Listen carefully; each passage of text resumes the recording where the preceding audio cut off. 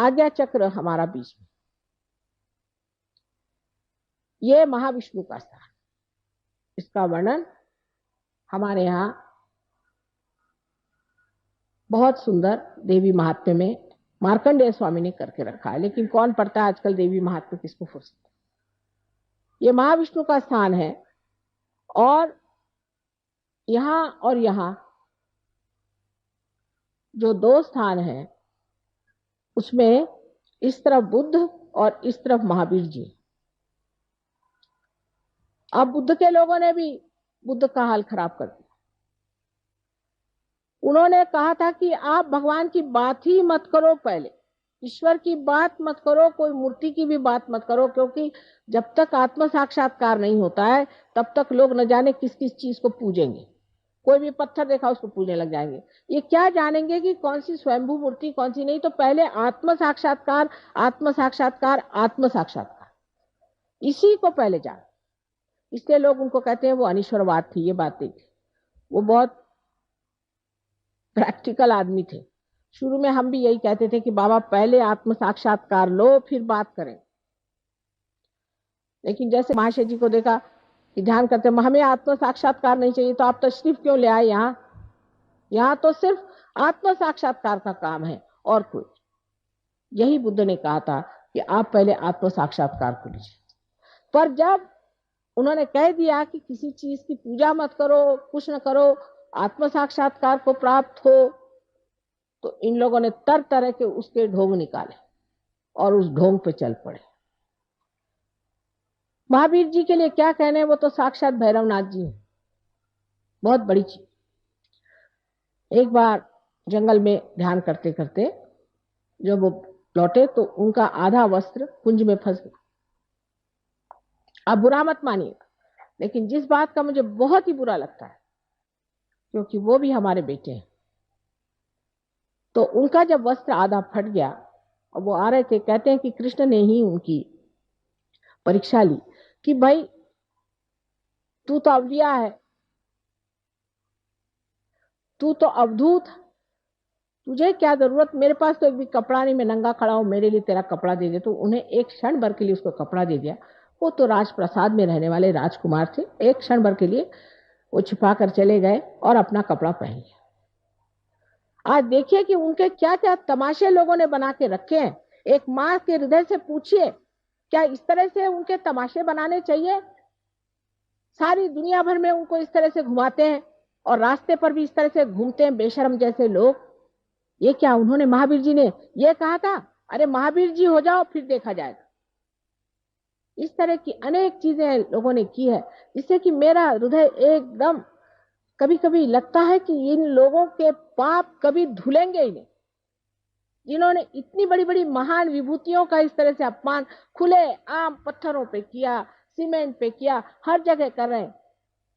इनको कैसे परमात्मा माफ कर सकता है?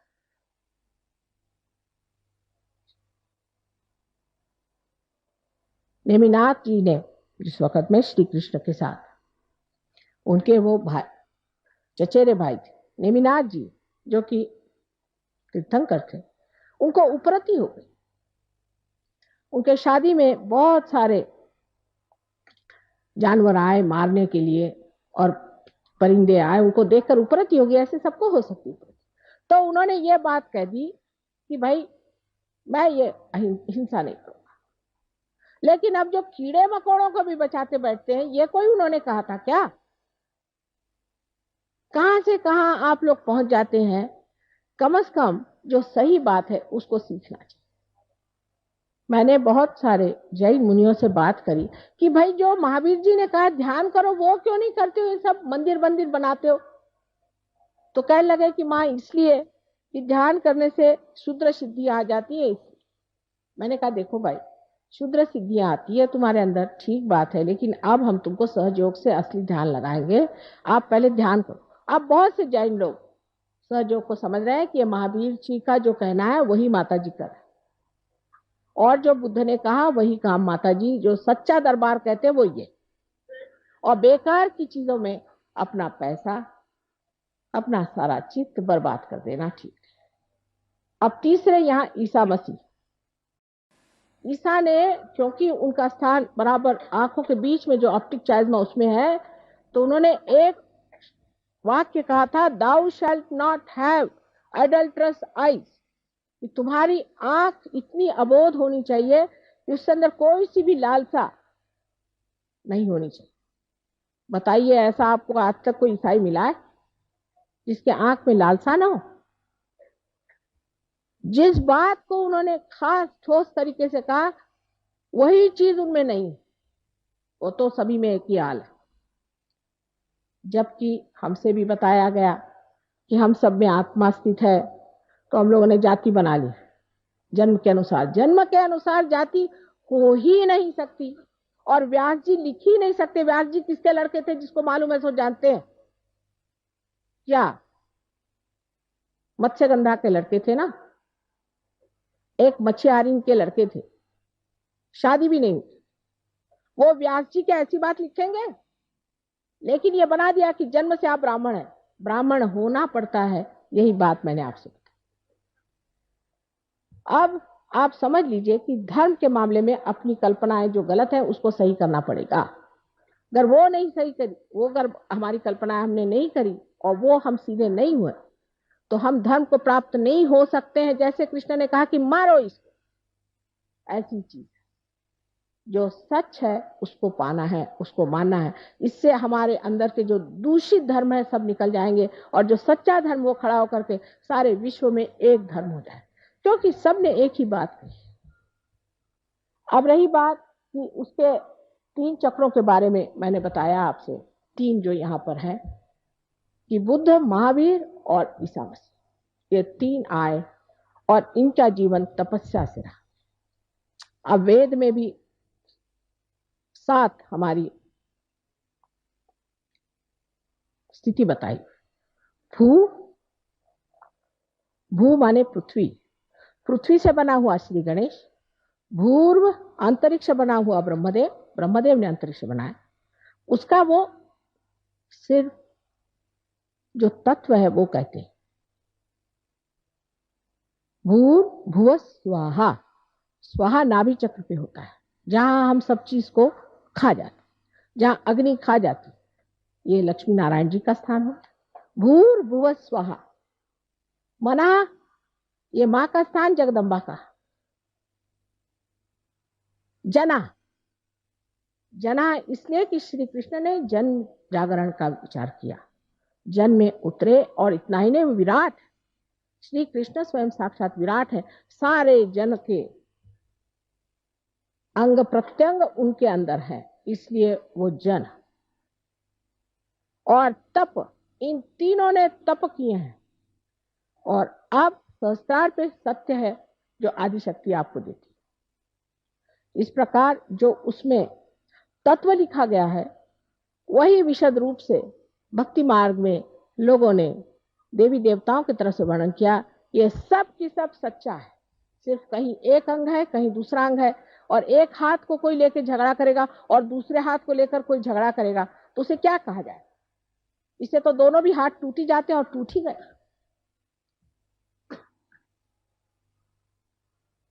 साकार निराकार का भी झगड़ा बिल्कुल बेकार। अब सिर्फ सत्य पे आप आइए, आप समझ जाएंगे कि निराकार में साकार कैसे है और साकार में निराकार कैसे। ये समझने की बात। आज्ञा चक्र जो है वो यहाँ पर सीता है और ये महाविष्णु का स्थान है। आज्ञा चक्र आपका बहुत जोर से चलना शुरू हो जाता है जिस वक्त आप बहुत ज्यादा सोचते हैं आगे में। यहाँ पर जब बहुत सोच विचार शुरू हो जाता है तब आज्ञा चक्र चलता है। आज्ञा चक्र तब भी चलता है जब मनुष्य अहंकारी होता है। जब उसमें अहंकार आ जाता है तो उसका आज्ञा चक्र बहुत चलता है। और ऐसा आदमी जब अहंकार के दमन का प्रयत्न करता है तो वो अपने ही छाया के साथ लड़ते रहता है। अहंकार भी अपनी छाया मात्र मिथ्या है, वो कोई चीज है नहीं, तो अपनी छाया के साथ लड़ता है। उससे लड़ते लड़ते जूझते जूझते वो भी थक जाता है। जब वो बहुत थक जाता है तब वो दूसरे मार्ग ढूंढता है, जैसे वो शराब पीने लग जाएगा या किसी और औरतों के घर जाना शुरू कर देगा, भागने के लिए, अपने से पलायन करने के लिए। वो देख नहीं पाता अपने अहंकार को, और ये स्थिति बहुत लोगों की हो जाती है कि वो घबरा जाते हैं अपने अहंकार से कि बाप रे ये कितना अहंकार मुझे खाए दे रहा है। इस अहंकार के कारण भी एक बड़ी बीमारी अब आने वाली है, जो कि मैंने अमेरिका में बताई है। मैंने एड्स के बारे में बताया था, उसके बाद जो अभी नई अल्जाइमर की नई बीमारी शुरू हुई उसके बारे में बताया था, और अब तीसरी बीमारी के लिए बताया आई हूँ कि ऐसे लोग पैरालाइज हो जाएंगे जिनकी आज्ञा चक्र बहुत जबरदस्त चलेगा और जिनमें अहंकार बहुत बढ़ जाएगा, वो एकदम पैरालिसिस हो जाएगा। और पैरालिसिस होने के बाद वो इस तरह का पैरालिसिस होगा कि जब वो चेतन बुद्धि से कोई काम करना चाहे, कॉन्शियस माइंड से, तो कर नहीं पाए। ऐसे तो चलते फिरते रहेंगे और जब सोचेंगे कि मैं चल रहा हूं तो एकदम ठप से गिर जाए। और ये बीमारी पहले अब शुरू ही हो गई है, हमने 2-4 पेशेंट्स अभी देखना भी शुरू कर दिया। सो अहंकार से लड़ने से नहीं होता है, अहंकार से जूझने से नहीं होता है। ये गलत फहमी है कि हम अहंकार से लड़ सकते हैं। अहंकार तो हमारी ही बनाई हुई मिथ्या बात है कि हम दुनिया भर की आफत उठाए चल रहे हैं। मैं कभी कभी एक कहानी बताती हूँ कि कुछ लोग प्लेन से जा रहे थे, देहाती थे, उनसे कहा इतना सामान मत ले जाइए। तो उनका अच्छा ठीक है, वो प्लेन पे बैठे और सामान अपने सर पे रख लिया। कहने भाई हम तो इसका बोझ ढो रहे हैं। अरे जिस प्लेन ने आपको उठाया है वही इसका बोझ उठा रहा है, जिसने आपको बनाया है, जो करता भोगता सब कुछ है वही सब कुछ कर रहा है। लेकिन कहने से नहीं होता है। फिर भी यह कहूंगी ये कहने से नहीं होता, ये आपकी स्थिति है। जब ये स्थापित हो जाती है तब निर्विचारिता आपके अंदर स्थापित हो जाती है। जब कुंडलिनी का जागरण होता है और जब आज्ञा को लांघ जाती है तो निर्विचारिता आप में स्थापित हो जाती है। उसके उल्टे आपके अगर पिछले हिस्से में ये चक्र पकड़ा जाए तो डायबिटीज की वजह से यहाँ पर जब वो पकड़ा जाता है तो आज्ञा चक्र के चारों तरफ फैला हुआ है स्वाधिष्ठान जब जकड़ा जाता है तो आंख में नुकसान हो जाता है। पर उससे भी ज्यादा अगर आप गलत गुरुओं के पास गए तो आपकी आंख अंधी हो सकती है, आंख में अंधापन आ सकता है, आंख की कमजोरी से आ सकती है, आपके बच्चे अंधे हो सकते हैं। इससे क्योंकि आप अंधेपन में वहां गए थे, अब पक्का अंधापन आपके अंदर आ सकता है। लेफ्ट आज्ञा जिसे हम कहते हैं पिछला आज्ञा है, इसके पकड़ने से अनेक अनेक बीमारियां होती हैं। लेकिन इसके साफ होते ही मनुष्य की दृष्टि में एक चमक आ जाती है, जिसको एक ग्लिंट कहते हैं, एक ज्योत आंख में आ जाती है। और जिसके आज्ञा की चमक आ गई, ऐसे आदमी की दृष्टि भी अत्यंत शुद्ध होती, इतनी शुभदायी होती है कि जिस पर पड़ जाए उसका शुभ हो जाए। ऐसी व्यक्ति की सारी आकृति ही शुभदायी होती, उस आकृति की काट छाट करने की जरूरत नहीं, क्योंकि वो सारी आकृति ही उसी बनी रहती है। कि उसके खड़े होते ही उसके व्यक्तित्व में वो चीज होती है कि मनुष्य एकदम से ही उसको पा करके शुभ का लाभ होता है। हमारे यहाँ शुभ की बात बहुत करते हैं, लेकिन ये नहीं जानते कि शुभ और अशुभ चीज क्या होती है। जब कोई चीज शुभ होती है तो उसमें से चैतन्य बहना शुरू होता है, उसमें से चैतन्य जब बहे तो सोच लेना ये चीज शुभ है और नहीं तो नहीं। तो पहली चीज जब हमारे अंदर आती है, जिसे कि हम निर्विचार समाधि कहते हैं, जो बहुत मुश्किल से लोग पाते थे पहले जमाने में, वो आपको एकदम स्थापित हो जाती है, आप निर्विचार हो जाते हैं। और इसको प्राप्त करने के लिए कोई सा भी विचार मन में आया, तुझे क्षमा कर दिया, क्षमा क्षमा क्षमा, ये ईसा मसीह ने हमें सिखाया है। ईसा मसीह दूसरे तीसरे कोई नहीं है, ये श्री गणेश का अवतरण संसार में हुआ। सारे उनका वर्णन आप अगर महाविष्णु का वर्णन पढ़ें देवी महात्म्य में तो आप जान जाइएगा कि साक्षात वही है। न तो वो ईसाई के हैं, न हिंदुओं के, न मुसलमानों के हैं, लेकिन वो सहयोगियों के, उनके सबसे बड़े भाई हैं। और वही जिस तरह श्री गणेश सबसे पहले सहयोगी हैं, उसी प्रकार ईसा मसीह भी। ईसा मसीह का नाम भी बड़ा सुंदर लिखा गया, क्योंकि उनका नाम ख्रिस्त है। ख्रिस्त हिब्रू में उनको ख्रिस्त कहते हैं, ख्रिस्त कृष्ण से आया। राधा जी का ही स्वयं महालक्ष्मी का स्वरूप था, और राधा जी ने ही मेरी के नाम से ही जन्म संसार में लिया, और उन्होंने ही ये बच्चा पैदा किया है। या आप अगर देवी महात्म्य पढ़े तो आप जान लीजिएगा। और उस राधा का ही ये पुत्र है जो श्री कृष्ण से पैदा हुआ। और जब वो बाप की बात करते हैं तो सिर्फ श्री कृष्ण की बात करते हैं। ईसा मसीह की सिर्फ 2 उंगलियां ऐसी रहती हैं, ये उंगली विशुद्धि चक्र की है जो कृष्ण की है, और ये नारायण की। दूसरा नाम उनका जो जीसस है, उसको हिब्रू में यीशु कहते हैं। आप जानते हैं यशोदा जी का नाम यीशु ही होगा, उनको यीशु पुकारते थे, इसीलिए राधा जी ने सोचा कि इनका नाम यीशु लिखते हैं। अब ये ईसाइयों को कौन जाके बताए, और हिंदुओं को कौन जाके बताओ। जब मैं आपसे ईसा मसीह की बात करती हूँ तो लोग निकालते हैं कि माँ तो यहाँ सबको ईसाई बना रही है, और जब मैं वहाँ कृष्ण की बात करती हूँ सब लोग कहते हैं इनको मैं हिंदू बना रही। मुझे किसी को कुछ बनाने का नहीं, मुझे सिर्फ आप जो हैं, जो आपकी चीज खोई है वो आपको देने की है बस। इन सब झगड़ेबाजी में मैं हूं नहीं। आपकी जो अंदर सुंदर स्थिति है उसको आपके लिए जो उसकी कुंजी जो है मुझे आपके सपुर्द करनी। ईसा मसीह के बारे में लोग बहुत कम जानते हैं, क्योंकि वो छोटी ही उम्र में बाहर चले गए थे और उसके बाद वापस आकर के उन्होंने जो महान कार्य किए वो सिर्फ 33 वर्ष के उम्र तक जीते थे। उनके जीवन का सबसे बड़ा उद्देश्य था कि आपके अंदर जो आज्ञा चक्र है उसका भेदन करें, और इसलिए उन्होंने अपने को क्रॉस पे टांग दिया और फिर उसके बाद फिर से जीवित हो गए। ये चमत्कार लगता है, लेकिन परमेश्वरी कार्य को चमत्कार कोई चीज नहीं। ये उन्होंने दिखाया कि इंसान इस आज्ञा चक्र से बाहर जा सकता, और आज्ञा चक्र पे इन्होंने 2 मंत्र बताए जिससे हम बीज मंत्र कहते हैं, हम और क्षम। क्षम का मतलब है क्षमा करो। क्षमा करना ये सबसे बड़ा मंत्र। जो आदमी क्षमा करना चाहता है उसका ईगो जो है या उसका जो अहंकार है वो नष्ट हो जाता है। छोटी छोटी बात में आदमी में अहंकार होता है। जैसे किसी से कह दिया भाई तुम बैठ जाओ जमीन पर, तो उनका अहंकार दुखित होगा। घर का कुर्सी पे बैठो तो कहेंगे कि ये छोटी कुर्सी हमको क्यों दी। हर एक मामले में मनुष्य को अपने बारे में बड़ी कल्पनाएं होती, और वो कोई जरा सा कम, उस कल्पना से कम चीज किसी ने की कि उसका अहंकार एकदम खड़ा हो जाता है। कभी कभी अनजाने में भी ऐसी बात हो सकती है, और अनजाने में भी कोई आदमी कुछ ऐसी बात करे तो जो आदमी अहंकारी होता है उसको हर एक चीज लगता है कि उसका अपमान हो रहा। इस तरह से वो हर समय एक अजीब सी हालत में रहता है कि कोई भी उसके लिए करो काम तो सोचता है कि उसका अपमान हो रहा, उसको नीचा दिखाया जा रहा है। ये दिमाग में बात बैठी रहती है, और फिर आप सीधी भी बात करो चाहे नहीं भी करो, सबका एक ही अर्थ निकलता है।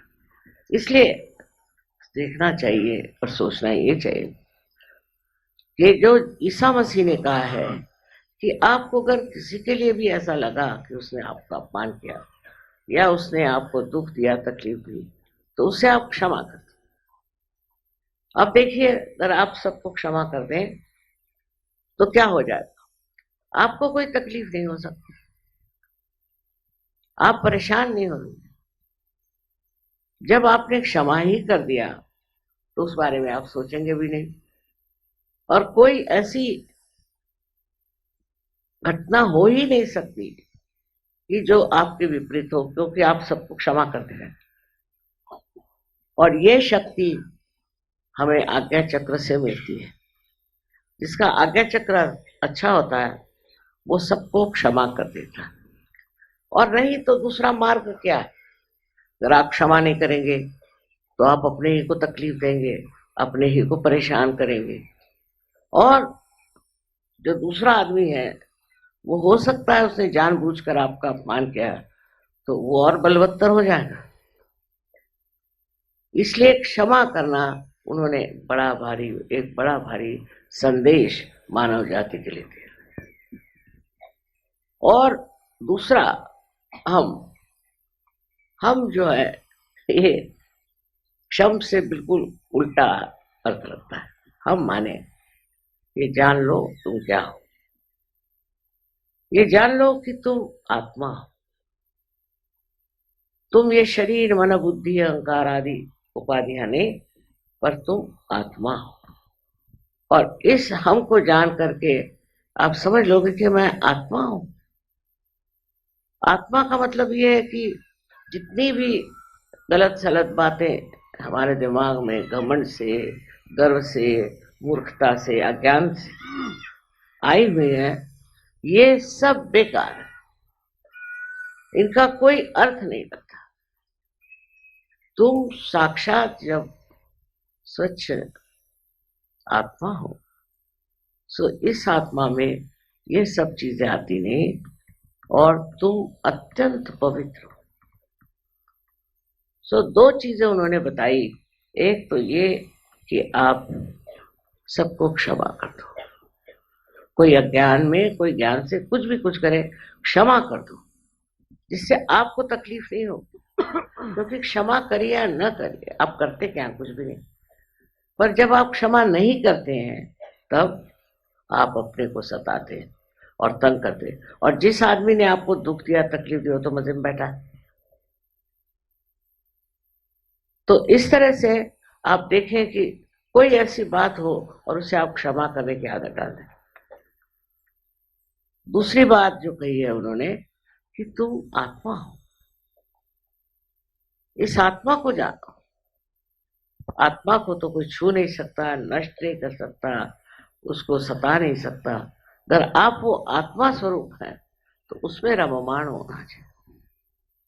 लेकिन इस आत्मा तत्व को प्राप्त करने के लिए आप जानते हैं कि कुंडलिनी का जागरण होना जरूरी है। और कुंडलिनी के जागरण के बाद उसमें स्थित होना पड़ता है, उसमें बैठना पड़ता है।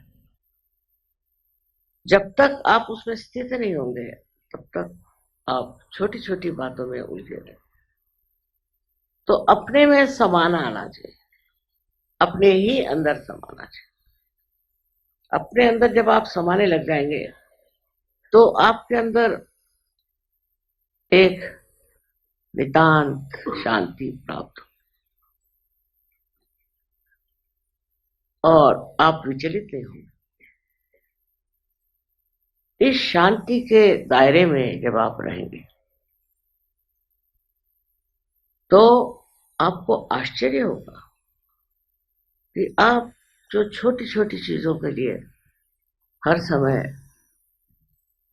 परेशान रहते थे वो नहीं रहे। आत्मा के आनंद में आप डूबे रहे। इस आत्मा को प्राप्त करने के लिए मैंने कहा कि कुंडलिनी का जागरण अत्यावश्यक है, उसके बगैर वो नहीं सकता। आज्ञा चक्र है, ये भी बड़ा महत्वपूर्ण है और खासकर दिल्ली वालों के लिए, क्योंकि यहाँ लोग सोचते बहुत है, सोचते ही रहते, पता नहीं क्या सोचते, पागल जैसे सोचते रहते हैं। अब उस सोचने से ये चक्र बहुत चलने लग जाता है। इस चक्र में यही सोचा जाता है ज्यादातर, इसने मुझे ये कहा मैं इसको ऐसा ठीक कर दूंगा, उसने मुझे ये करा मैं उसको ठीक कर दूंगा। अरे भाई, मनुष्य का तो ये स्वभाव ही है कि किसी की तारीफ न करो, किसी की तारीफ। मुझे भी लोग गालियां बकते, आपको आश्चर्य होगा कि मुझे भी गाली बकने वाले दुनिया में लोग हैं। तो जिसकी आदत पड़ गई गाली बकने की, वो तो हर एक चीज को गाली बकेगा, और अगर उसको कुछ नहीं मिला तो एक लैंप पोस्ट को भी जाके गाली बकेगा। वो तो आदत है। उसको क्यों इतना बुरा मानना और उसके लिए इतना क्यों फील करना कि उसको मैं ऐसे ठीक करूंगा, मैं वैसे ठीक करूंगा, मैं उसको माफ नहीं कर सकता। आप नहीं कर सकते तो आप ही की खोपड़ी खराब जा रही। तो ये जो चक्र है ये बहुत महत्वपूर्ण है, क्योंकि जब ये जागृत हो जाता है तो हमारे अंदर बसा हुआ ईगो और सुपर ईगो, इस तरह की जो दो चीजें हैं, माने मन और अहंकार, ये दोनों ही चीजें अंदर से एकदम खिंच आती, जिससे कि आपके कर्म जिसे कहते हैं, आपके कुसंस्कार सब खिंच आने से और ये ब्रह्मरंध्र जो है खुल जाता है।